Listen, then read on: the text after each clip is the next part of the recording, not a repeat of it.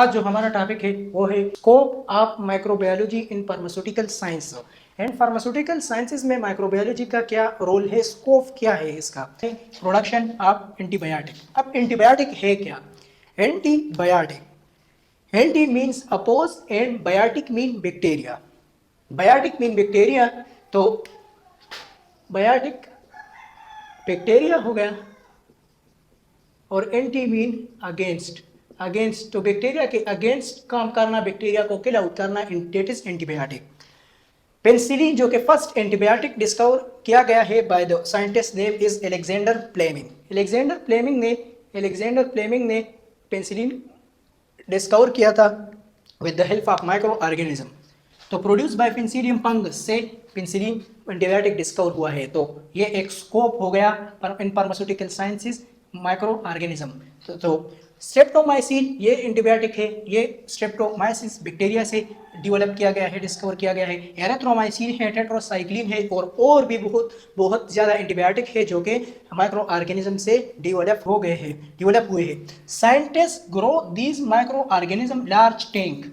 तो साइंटिस्ट क्या करते हैं कि इन माइक्रो ऑर्गेनिज्म को लार्ज टैंक्स में परमेंट कर देते हैं तो टू प्रोड्यूस एंटीबायोटिक, और इनके जरिए से वो एंटीबायोटिक की प्रोडक्शन करते हैं। तो without microbiology antibiotic can't produce. अगर माइक्रोबायोलॉजी नहीं है तो एंटीबायोटिक की प्रोडक्शन ही नहीं है, और अगर एंटीबायोटिक की प्रोडक्शन नहीं ना हुई तो पेशेंट मर जाएगा। अगर किसी बंदे को बैक्टीरियल इन्फेक्शन हो गया और एंटीबायोटिक की प्रोडक्शन नहीं है, एंटीबायोटिक प्रेजेंट नहीं है इन मार्केट में, तो वो बंदा फिर बैक्टीरिया इतना सीवियर डिजीज काज करेगा कि वो बंदा फिर मर जाएगा। तो ये एक broad scope of microbiology in pharmaceutical science में, ये एक बहुत बड़ा स्कोप है इसका। और तो माइक्रो फर्मेंटेशन के जरिए एंटीबायोटिक की प्रोडक्शन करवाता है। इसके बारे में मैं एक अलग वीडियो बनाऊंगा कि एंटीबायोटिक की प्रोडक्शन किस तरह से होती है। और दूसरा है वैक्सीन प्रोडक्शन। वैक्सीन प्रोडक्शन में इसका क्या स्कोप है? तो वैक्सीन की प्रोडक्शन करवाता है, और वैक्सीन यूज होता है वीक एंड माइक्रो ऑर्गेनिज्म को वीक करता है, किल माइक्रो ऑर्गेनिज्म और माइक्रो ऑर्गेनिज्म को किल आउट कर देता है। Vaccine basically bacteria, antibiotic and vaccine में डिफरेंस क्या है? एंटीबायोटिक तब दिया जाता है कि किसी बंदे को बैक्टीरियल इन्फेक्शन हो गया तो फिर डॉक्टर एंटीबायोटिक को प्रिस्क्राइब कर देता है, और वो एंटीबायोटिक ले लेता है और फिर वो उस बैक्टीरिया को किल आउट कर देता है और वो ट्रीट हो जाता है। लेकिन वैक्सीन पहले ही उसके कुव्वत मुदाफियत को स्ट्रांग करने के लिए इस वैक्सीन का इस्तेमाल किया जाता है। अगर ये डिजीज इसके बंदे के अंदर आ गई तो पहले से ही ये इसका कुव्वत मुदाफियत स्ट्रांग है, तो वो इस डिजीज को इजिली वीक कर देगा इस माइक्रो ऑर्गेनिज्म को, और किल आउट कर देगा। और एग्जाम्पल में पोलियो वैक्सीन है, हेपेटाइटिस बी वैक्सीन है, रेबीज वैक्सीन है। तो और फिर इंपॉर्टेंस इसका क्या है? तो grow micro organism, make vaccine safely, take vaccine quality. तो इसमें हम माइक्रो ऑर्गेनिज्म की ग्रोथ को चेक करते हैं scientist. Make vaccine safely, vaccine की सेफ्टी को चेक करते हैं। टेस्ट वैक्सीन क्वालिटी, वैक्सीन की क्वालिटी को टेस्ट किया जाता है। प्रोडक्शन ऑफ विटामिन की प्रोडक्शन के लिए भी माइक्रो ऑर्गेनिज्म का इस्तेमाल किया जाता है। Vitamin B12, riboflavin, vitamin B2 का प्रोडक्शन माइक्रो ऑर्गेनिज्म इन दो विटामिन की प्रोडक्शन करते हैं, और यूज इन मेडिसिन सप्लीमेंट, और इसका इस्तेमाल फिर किया जाता है इन मेडिसिन सप्लीमेंट में।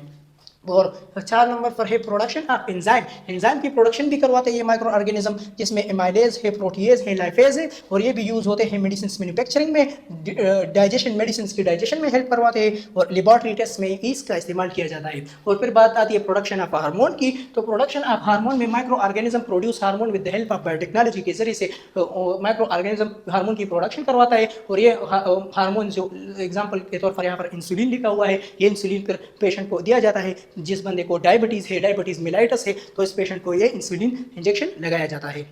और फिर 6 पर फर्मेंटेशन आता है। तो फर्मेंटेशन में क्या है कि फर्मेंटेशन के जरिए से ही एंटीबायोटिक की प्रोडक्शन होती है। स्टेरिलाइजेशन क्या है? तो स्टेरिलाइजेशन में अगर कोई भी इंस्ट्रूमेंट है, अगर किसी बंदे की सर्जरी हो रही है तो जो इंस्ट्रूमेंट यूज होते हैं, जो गाज वगैरह, जो सीजर वगैरह यूज होती है, तो उस इंस्ट्रूमेंट को स्टेरिलाइज किया जाता है with the help of heat, disinfectant, with the help of heat, radiation, X ray, इनके हेल्प से ही उसको स्टेरिलाइज किया जाता है। प्री ऑफ माइक्रोस्कोप से प्री कर देता है, तो फिर उसको यूज करता है, जिसकी वजह से जो डिजीज की चांसेस है वो कम हो जाती है। डिसइंफेक्टेंट क्या है कि एक केमिकल को, लेट्स सपोज अल्कोहल, डिटोल को यूज़ किया जाता है, अगर कोई तो इंस्ट्रूमेंट के ऊपर डायरेक्टली डाला जाता है और उस इंस्ट्रूमेंट को साफ किया जाता है। और डिजीज डायग्नोस डिजीज को डायग्नोस करने के लिए भी माइक्रोबायोलॉजी का इस्तेमाल किया जाता है। टेस्ट मुख्तलिफ टेस्ट होते हैं तो पर डायग्नोसिस ऑफ डिजीज पर। तो that is our today topic scope of microbiology. तो स्कोप ऑफ माइक्रोबायोलॉजी में हमने 9 स्कोप इसके देखे और भी बहुत बहुत ज़्यादा स्कोप है ऑफ माइक्रोबायोलॉजी की। तो that is our today topic general microbiology, scope of microbiology in pharmaceutical sciences. अब हम लोग मिलते हैं इंशाल्लाह नेक्स्ट वीडियो में। अल्लाह हाफिज़।